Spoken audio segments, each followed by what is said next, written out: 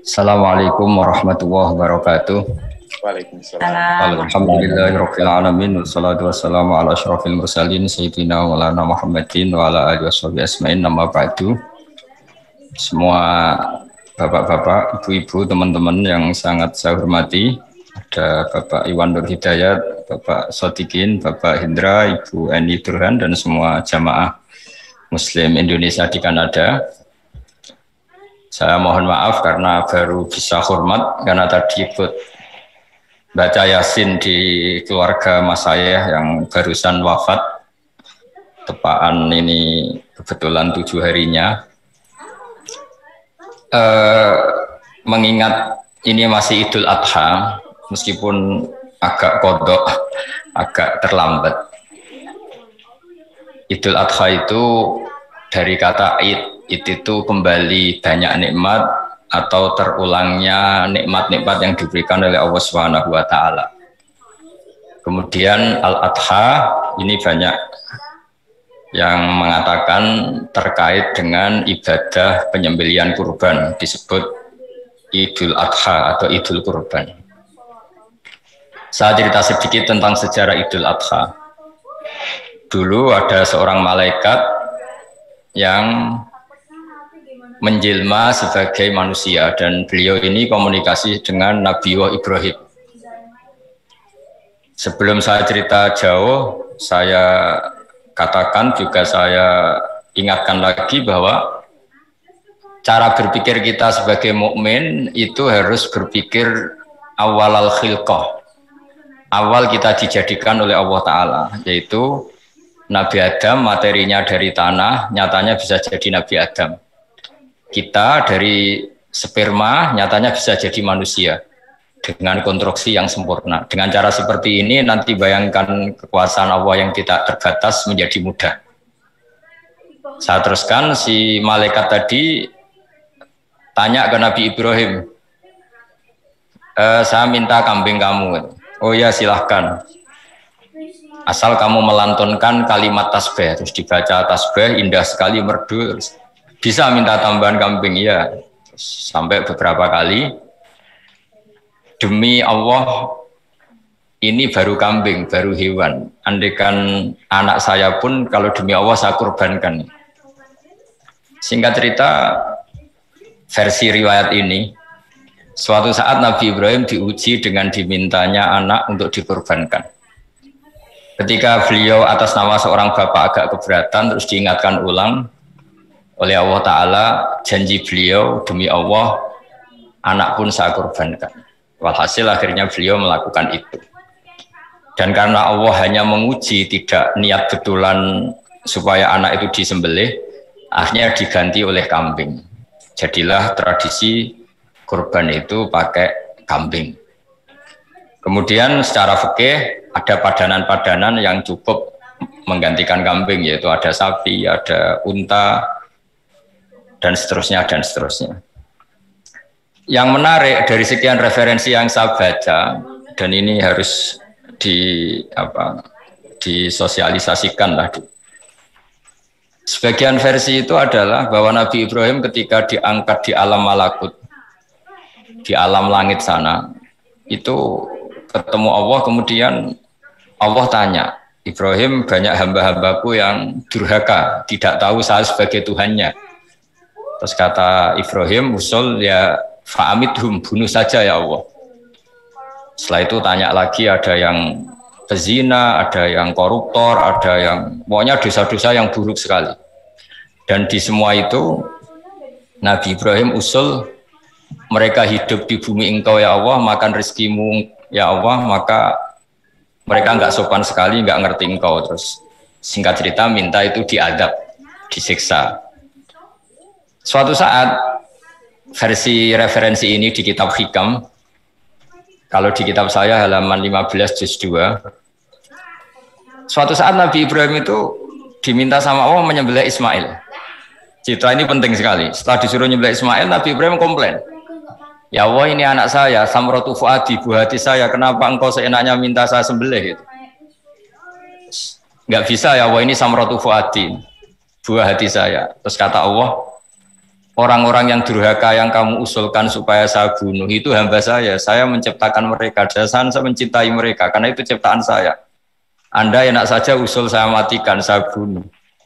Sekarang ketika Anda usul saya tidak mikir, kenapa ketika saya usul kamu mikir? Terus akhirnya Nabi Ibrahim mau oke ya Allah. Terus setelah itu terus semenjak itu Nabi Ibrahim itu begitu sayang sama hamba-hambanya Allah.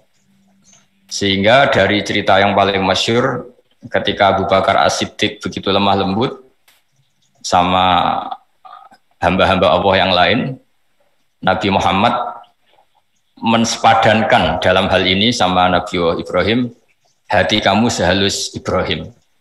Yaitu Nabi Ibrahim, beliau akhir-akhir punya komitmen, faman tabi'ani fa innahu minni wa man asani fa innaka ghafurur rahim. Ya Allah, orang yang ikut sunnahku maka jelas bagian dari saya. Dan yang sedang durhaka, wa man asani, saya harapkan fa innaka ghafurur rahim. Engkau Maha Pengampun, Maha Penyayang. Semenjak itu menjadi sunnatan mutaba'ah bahwa agama ini agama rahmatan lil alamin, bahwa melihat kemungkaran, melihat kebodohan, ketimpangan, itu komitmen kita ini membenahin, bukan menghabisin. Melihat kesalahan, komitmen kita ini in uridu ilal islaha mastata'tu. Komitmen kita ini ingin lebih baik, bukan mengacaukan dunia ini. Semenjak itu terus syariat-syariat Islam disebut anit tabi millata Ibrahim Hanifah, bahwa kita mengikuti milahnya Ibrahim. Sebab itu kemudian setelah ini menjadi sunnatan mutaba'ah, bahkan banyak ulama yang berpendapat ketika Rasulullah SAW Mi'raj, itu dari sekian Nabi Ulul Azmi yang nggak ketemu itu Nabi Nuh. Nabi Nuh alaihissalam, padahal termasuk Nabi Ulul Azmi. Itu banyak yang menganalisis karena Nabi Nuh itu pernah berdoa, Rabbi la tadhar alal ardi minal kafirina dayar. Nabi Nuh adalah Nabi yang pernah coro Jawa masuk no kaumnya, mendoakan buruk sama kaumnya, dan itu tidak manhaj, tidak metode yang Nabi Muhammad disuruh ikut metode itu, tapi Nabi disuruh ikut manhaj atau pola sosiologi, pola dakwah atau pola sosial yang harus mengikuti Nabi Ibrahim, anit tabi millata Ibrahim Hanifah. Nabi Ibrahim itu orang yang sangat lemah lembut, yang ngendikan faman tabi'ani fa innahu minni wa man asani fa innaka ghafurur rahim. Sebab itu teman-teman yang di Kanada, yang di mana-mana, kita ngikuti status ilmu hakikat. Di ilmu manusia, negara ini milik Kanada, milik Amerika, milik Eropa misalnya, atau milik mana sajalah. Tapi di status ilmu hakikat, semua itu milik Allah. Sehingga di antara ciri khas Islam adalah kalau dulu agama-agama lain harus salat di tempat peribadatan mereka, Islam mengatakan ju'ilat lanal ardu kulluha masjidan, semua bumi Allah itu masjid, tempat sujud. Sehingga orang Islam fa'enama adrokatus sholat, kamu kapan saja ketemu waktu sholat, ya sholat, semua bumi Allah itu tempat sujud. Sehingga suatu saat sahabat yang biasa siaha, biasa hidup di perantauan, Nabi memberi nasihat, al-bilad biladullah wal ibad ibadullah fahaitsuma asabta khairan fa'akim. Semua negara itu milik Allah, semua hamba dimanapun juga hamba Allah. Kamu di mana saja mendapatkan kebaikan, ya silakan berdomisili di situ. Saya pernah di Korea, itu asik karena dulu yang orang-orang katanya teman-teman saya ini di rumah itu nggak kiai, Gus. Sering di sawah, sering di Tegal. Gara-gara di Korea jadi mufti, gitu. Karena nggak ada kiainya itu. Jadi orang-orang yang nggak jadi kiai di Jawa, mungkin kalau di luar Jawa atau di luar Indonesia malah jadi kiai. Gitu. Artinya gini, pentingnya jadi kiai bukan menjadi gagah, itu enggak. Tapi begini, dulu bawaannya rakyat itu kan kalau ke masjid komplain, ada masjid bocor, kayak ada keran yang kurang baik. Tapi kalau sudah jadi kiai itu tahu rasanya, betapa nata masjid itu susah, ngelola masjid itu susah, nyari imam itu juga susah, melanggengkan jamaah juga susah. Jadi pentingnya jadi kiai itu bukan gagah-gagahan jadi imam, tapi bertanggung jawab atas proses yang berjalan. Sehingga dulu di antara nasihat bapak saya, bapak itu termasuk orang yang nggak suka sama orang tawadhu, orang yang sopan. Dulu saya juga iskal itu janggal. Kata bapak, wong tawadhu itu apa? Orang sopan itu baik, tapi biasanya itu cara orang menghindari tanggung jawab. Disuruh jadi kiai nggak mau. Tapi kalau ada kiai salah komplain itu. Disuruh jadi menteri nggak mau. Kalau ada menteri salah komplain itu. Disuruh jadi apa nggak mau. Kesannya tawaduk, tapi sebenarnya hanya menghindari tanggung jawab. Disuruh pidato nggak mau. Disuruh jadi MC nggak mau. Tapi kalau ada orang salah komplain itu. Sehingga kata bapak tawaduk itu baik, asal tawaduk betul. Tapi kebanyakan enggak, tawaduk itu menghindari tanggung jawab sambil cari salahnya orang lain. Nah ini yang tawaduk yang akhirnya kurang baik.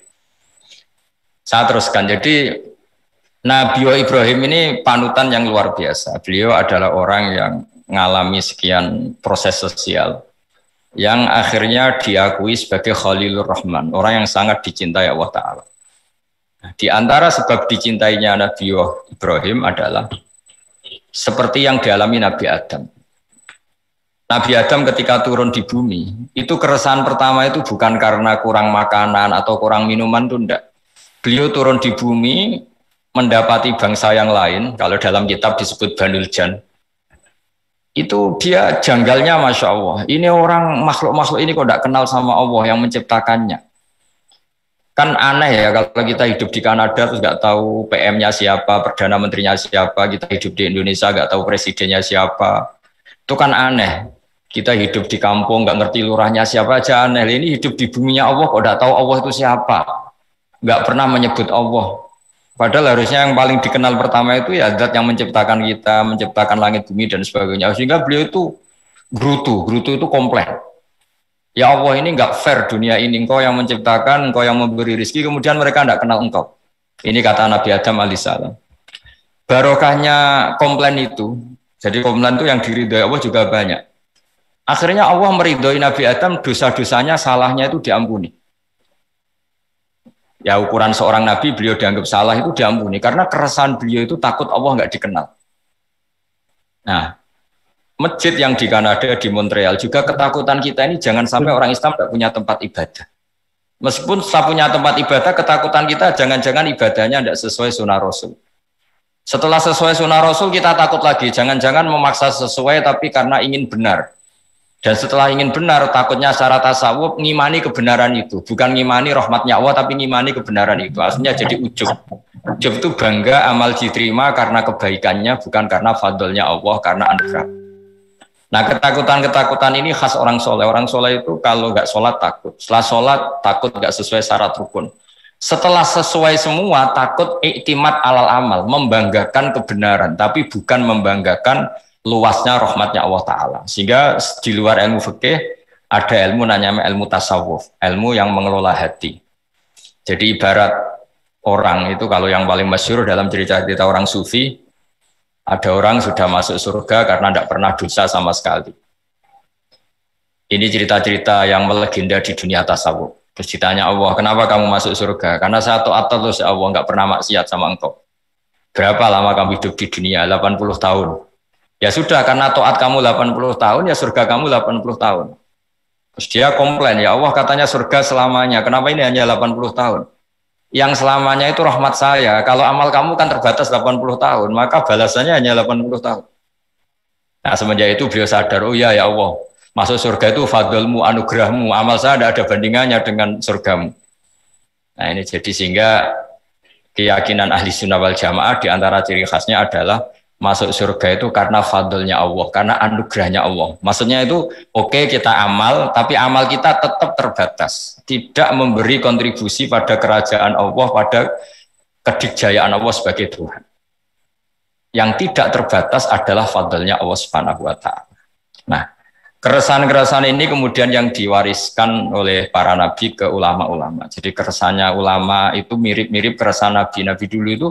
Sampai dakwah, sampai sosialisasi kebenaran itu takut Allah itu la yuzkaru fi mulki, Allah tidak disebut, tidak menjadi aktor. Kan tidak fair kita misalnya nempat di negara orang terus nggak tahu duta besarnya siapa, terus kalau ngurus paspor di mana, ngurus visa di mana. Ini sama, kita hambanya Allah tapi nggak pernah ngurus status kehambaannya. Harusnya kita ngurus status kehambaan kita dengan sholat, berarti kehambaan kita hidup. Dengan baca tasbih berarti kehambaan kita hidup. Makanya dalam sebuah ayat disebutkan masuk surga itu gampang. Yang susah itu kamu masuk status kehambaan itu. Makanya disebut ya ayatuhan nafsul mutmainnah irji'i ila rabbiki radiyatan mardiyah. Pertama apa? Fadkhuli fi ibadi. Kamu harus masuk status sebagai hambaku dulu. Baru wadkhuli jannati, baru kamu masuk surga. Jadi orang boleh nikmati fasilitas negara lain kalau visa paspornya disahkan. Orang boleh masuk surga kalau status kehambaannya disahkan oleh Allah Subhanahu wa taala. Nah, lalu status kehambaan itu dimulai dari mana? Secara fisik kita sujud. Anggota tubuh yang begitu terhormat namanya kepala, kita tundukkan kepada Allah taala. Hati kita, akal kita yang ingin menguasai dunia misalnya, ambisi itu kita kalahkan untuk hanya tunduk kepada aturan-aturan Allah Subhanahu wa taala. Kekhawatiran kita akan menghadapi alam akhirat, ini yang penting. Nanti setelah kita mati kayak apa, jadi debu, jadi tanah, lalu bangkit kita gimana? Sebagaimana mukadimah saya, ingatlah an-nas'atil ula. Ingatlah penciptaan pertama, bahwa Allah punya reputasi menciptakan Nabi Adam dari tanah, dan di tubuh Nabi Adam itu tersimpan calon generasi berikutnya ila yaumil qiyamah. Kayak apa susahnya bikin Nabi Adam kalau andikan kita boleh berpikir. Bikin satu master manusia yang akan melahirkan manusia seluruh dunia. Ibaratnya chipnya itu sudah ada di punggung Nabi Adam. Dan itu materinya dari tanah. Dengan berpikir gitu, maka ketika kita meninggal, sudah jadi tanah, kembali lagi jadi manusia adalah hal yang mudah. Karena Allah punya reputasi menciptakan manusia super, yaitu Nabi Adam dari tanah. Sehingga setiap kali kita iskal janggal terhadap kekuasaan Allah, kata Allah Ta'ala, Qul yuhyihalladzi ansha'aha awwala marrah. Kalau kamu janggal terhadap kemampuan saya, kemampuan kami menghidupkan tulang belulang yang sudah rapuh, sudah hancur, maka ingatlah reputasi saya, kata Allah, reputasi kami menciptakan Adam dari tanah. Sehingga para nabi itu, ini semoga teman-teman yang di Kanada masih ingat betul iman yang dilatih para guru kita di Jawa, di Indonesia. Para nabi itu saking imannya sama Allah, itu tidak ada, sampai kasarnya itu nggak tahu bedanya antara hal itu masuk akal maupun tidak. Saya beri contoh begini, kalau dalam ilmu tauhid, dan ini harus kita latih terus sampai ketemu Allah Ta'ala. Ketika telur jadi ayam, itu sebetulnya itu kita juga tidak ikut mampu bikin telur jadi ayam. Tapi berhubung sering terjadi, kita bilang telur jadi ayam itu mungkin. Mungkin itu ya mungkin sering terjadi. Padahal sering terjadi ini juga tidak yang jenis kita ikut berkontribusi. Lalu ketika sering terjadi ini kita bilang itu mungkin. Padahal saat kita bilang mungkin, juga hakikatnya kita tidak ikut menciptakan telur menjadi ayam. Lalu karena seringnya telur jadi ayam, kita bilang telur jadi ayam itu mungkin. Mungkin itu nggak muhal. Begitu juga bebijian, nanti jadi pohon besar yang rindang, yang berbuah, kita katakan mungkin. Kenapa kita katakan mungkin? Karena itu sering terjadi. Toh kita pun tidak ikut menciptakan biji jadi pohon besar, telur jadi ayam. Artinya apa? Zaman sesuatu itu sering terjadi, kita pun sebetulnya tidak pernah ikut menciptakan. Hanya menyaksikan sering, terus kita bilang itu mungkin. Tapi kita tidak memberi kontribusi sama sekali. Semua itu karena kudrohnya Allah, kemampuan Allah. Lalu ketika ada orang yang bilang batu ini bisa melahirkan onta, kita bilang mohal, batu itu tidak mungkin melahirkan onta. Tapi kalau seorang nabi itu nggak tahu bedanya antara batu melahirkan onta dengan indukan onta melahirkan onta. Karena nabi-nabi itu makomnya sudah sangat tinggi. Ketika onta induk melahirkan onta juga tidak atas kemampuan onta induk. Onta induk tidak punya kemampuan menciptakan onta. Juga karena kudrohnya Allah Ta'ala. Sehingga kalau batu mengeluarkan unta juga mungkin kalau Allah menghendaki. Sehingga ketika Nabi Soleh diminta kaumnya, apa bukti engkau Nabi? Tunjukkan ayat kalau engkau Nabi. Yang kamu minta apa? Seekor unta keluar dari batu besar ini. Nabi Soleh dengan entengnya berdoa sama Allah dan keluarlah unta keluar dari batu. Nah itu makom yang paling tinggi. Makom paling tinggi itu kita mendudukkan Allah sebagai zat yang tidak terbatas kudrohnya. Sehingga para nabi itu harus punya mukjizat. Nah, mukjizat itu untuk mengingatkan ulang bahwa Allah itu tidak terbatas kemampuannya. Sebagaimana unta keluar dari batu besar zaman Nabi Soleh, Zaman Nabi Muhammad air keluar dari jemarinya Rasulullah SAW, Nabi Ibrahim dibakar tidak mempan, tetap sehat, tetap bugar. Karena semua ini sebagai bukti bahwa kudrahnya Allah tidak terbatas. Nah, iman-iman seperti ini harus kita jaga. Apapun rasionalitas kita, dan meskipun kita selalu rasional, tetap menyisakan iman bahwa kudrah Allah itu tidak terbatas. Sehingga ketika ada cerita kematian orang soleh itu ditangisi langit dan bumi, kita tidak usah iskal, tidak usah janggal, masa bumi bisa menangis? Karena kita yang sekarang bisa nangis adalah materinya dari tanah, materinya dari bumi. Terus iman ini kita jaga sehingga kalau kita yasinan, masih ingat Allah kalau mengingatkan kudrahnya yang tidak terbatas, manusia disuruh ingat, Qul yuhyihal ansha'aha awwala marrah. Kamu harus ingat bahwa Allah itu yang menghidupkan kamu, menghidupkan semuanya ketika kamu belum menjadi seperti ini. Jadi intinya itu kita ingat meskipun telur itu lazim jadi ayam, tetap tidak karena kudrahnya ayam itu, tapi karena kudrahnya Allah. Indukan unta melahirkan anak unta juga bukan kemampuan indukan unta, karena ini juga makhluk yang lemah, tapi juga kemampuan Allah Subhanahu wa Ta'ala. Sehingga dengan demikian kita termasuk hamba Allah sesuai target yang diingatkan Allah. Falamma tabayyana lahu qala a'lamu annallaha ala kulli syai'in qadir. Hamba Allah yang baik adalah hamba ketika menyaksikan fenomena apapun, semua itu lita'alamu annallaha ala kulli syai'in qadir wa annallaha qad ahata bi kulli syai'in ilma. Apapun di alam raya ini, semuanya itu bukti bahwa Allah ala kulli syai'in qadir, Allah kuasa, dan Allah meliputi semua makhluknya dalam pandangannya, dalam pantauannya. Jadi saya mohon teman-teman yang di Montreal, yang di Kanada, juga di manapun harus ingat status hakikat bahwa al-bilad biladullah wal ibad ibadullah fahaitsuma asabta khairan fa'akim. Negara hakikatnya milik Allah, semua hamba juga milik Allah. Di mana saja kamu berada dan menemukan kebaikan, silahkan hidup di situ. Tentu dengan sosialisasi yang baik, baik dengan non-muslim maupun dengan muslim, karena Allah mengajarkan wa qulu linnasi husna. Ajaran Islam adalah rahmatan lil alamin, rahmat bagi semua. Tentu nanti intinya kita menjelaskan kebenaran yang diinginkan oleh Allah Subhanahu wa Ta'ala. Saya kira demikian karena saya juga ini di sini sudah malam. Jadi saya mohon maaf mungkin tidak bisa mengikuti tanya jawab karena di sini sudah malam, apalagi tadi habis takziah saya karena ya ada mas saya yang sudah sepuh sekali wafat, terus tadi barusan datang, jadi mohon maaf tidak mengikuti acara mulai pertama. Tapi saya mohon ayat-ayat Quran yang saya terangkan tadi bahwa untuk mensifati Allah kudrahnya tidak terbatas, ingatlah bahwa kita yang secerdas ini, yang sehebat ini, kita semua manusia yang cerdas begini, matanya bisa melihat, hatinya bisa merenung, otaknya bisa berpikir cerdas, itu dari materi tanah. Dan Allah mampu. Allah bisa bikin orang miliatan gini dari satu orang manusia namanya Nabi Adam. Kayak apa susahnya bikin konstruksi Nabi Adam kalau boleh dibahasakan. Dan itu Allah punya reputasi mampu.